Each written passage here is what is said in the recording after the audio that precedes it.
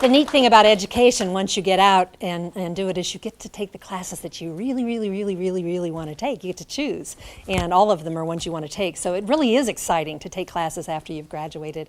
I am an intern in the Department of Counseling and Student Development. My internship is with Hunter and Melvin Professional Counseling here in town, and I have worked as a counselor for many years in the schools. I am working as a counselor now in the community. However, I do teach the practicum class that you all had as an educational psychology class compared with secondary ed or coordinated with secondary ed. So you've all had that class, and I do teach one section of that. I haven't had you all. I've had Mark, but I haven't had you all.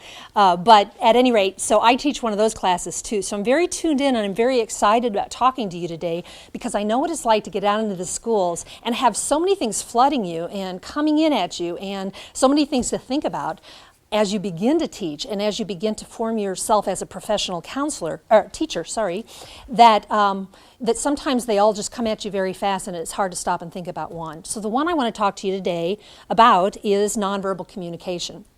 And in speaking about nonverbal communication, I want to talk to you about two aspects of that. One is observation, what you see in your students, what you see in the other teachers, what you see in the parents. And the other aspect of it is attending skills, how you nonverbally relate to people, how you use your nonverbal communication to let them know you're paying attention to them, let them know you're with them, let them know you understand them, and those kinds of things. In amongst all this, we're going to talk a little bit about some cultural diversity and how different cultures might have different nonverbal communication skills that might make a difference to you when you're relating to people. So they will help you understand these ideas, and we can't cover everything by any means, but some of these ideas will help you start to think about, what should I pay attention to? What do I need to look for non-verbally along with what I hear verbally? And then how do I non-verbally react to people? And how do I use what I do non-verbally to help people understand, to communicate with them, to help me understand them? And then how does culture make a difference in that? What if this student isn't looking at me in the eye? You know, that's a sign of respect in our culture. In some cultures, that's a sign of disrespect. And so to start to think about how nonverbal communication might make a difference if you're relating to people of different cultures. Now, 45 minutes isn't a lot of time to cover everything, and any one of these things we could cover a lot. So this is kind of a survey to get you going, to get you thinking. There's lots of ways you can review. But let me give you an example of what I'm talking about.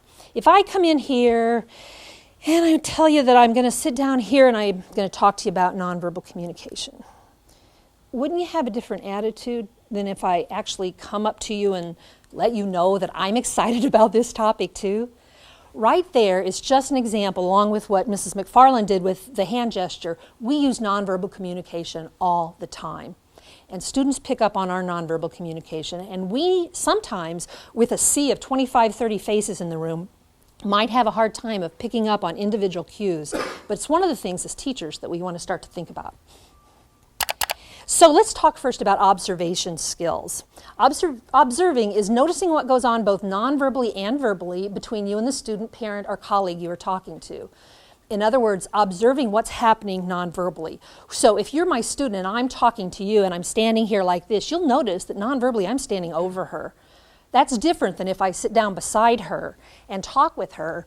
There's a nonverbal message there that's going on. So observing, and her face changed. You didn't see it, but her face changed when I was up here than when I came and kind of got down a little bit. Her eyes were much bigger. Noticing how people are feeling when you're talking to them. Students, other teachers, administrators, parents, anybody that you talk to. So observing what's going on. You might not believe it, but 85% of communication is nonverbal. It's one of the reasons that I have a hard time talking on the phone to people about things that are meaningful, because you can't see what the person is doing. You can't see how they're reacting.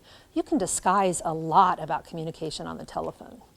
It's harder to do that in person because our bodies react in ways sometimes that are just, you give us away. We flush, our face flushes. We knit our brow because we're thinking, and we don't even realize we're doing some of those nonverbal things. So 85% of communication is nonverbal, so it's important for teachers to pay attention to that.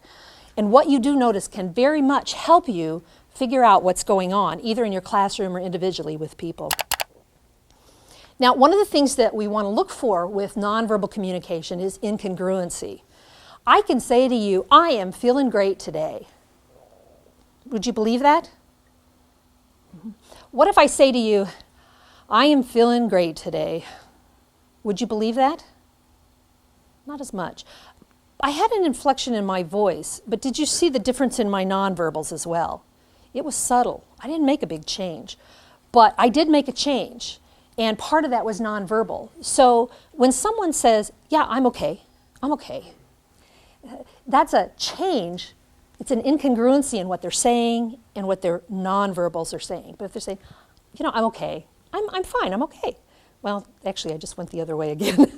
But if they say, I'm okay, I am okay, that's a whole different feeling. And you hear the voice inflection, but did you see my face change? That's the kind of thing that can help you to see if what the person is saying is the same as what they're feeling. And oftentimes the incongruency is what can help us tell that.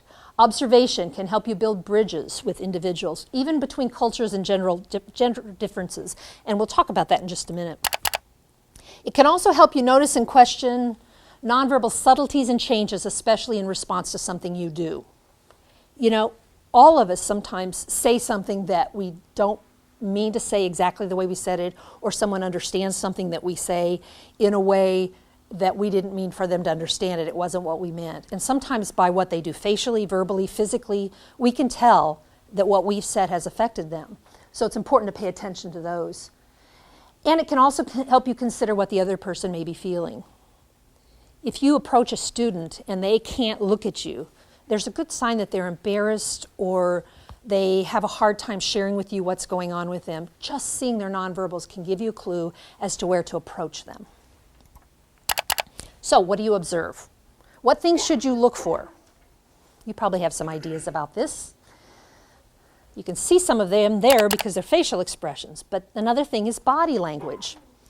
Relaxed or tense body and how that changes with your discussion.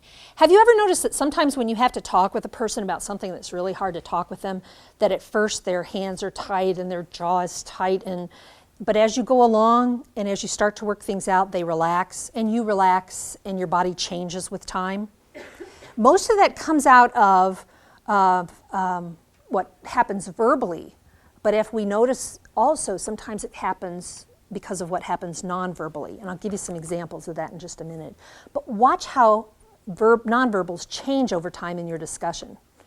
As a counselor, I notice that all the time. The very first time a client comes into my office and sits down, almost always they're nervous, fidgety, a little closed off. Oftentimes the first thing they do is sit down and cross their arms, even if they want to be there. They're not sure how much they can trust me because they don't know me. They've never met me before. And as we go along, usually their body language opens up. Their arms go down. Their eye contact is better. That's because it does change over time. If you notice it doesn't, if they stay like this the whole time, I know there's something going on there. Seems really simple. Seems like really simple and things that we should do naturally, but we don't always. We don't always recognize this in the midst of all those other messages coming into us. Notice the open or closed posture. I've got a closed posture here. Usually tells you that something's going on that they're not either wanting to share or not wanting to let in. Body language that's incongruent with words. We already said that about nonverbals, period. And intensity of movement is an indicator of mood, personality, or outlook on an issue. A student who's normally open can sometimes be closed on some issues, especially if they have a problem with sharing something personal. They may be able to talk with you about everything. They may be able to share with you about everything. They may be able to relax with you about everything and be open. But there may be something, maybe family life, some issue that it's really hard for them to share, and you'll notice that changes with their mood or their outlook on an issue.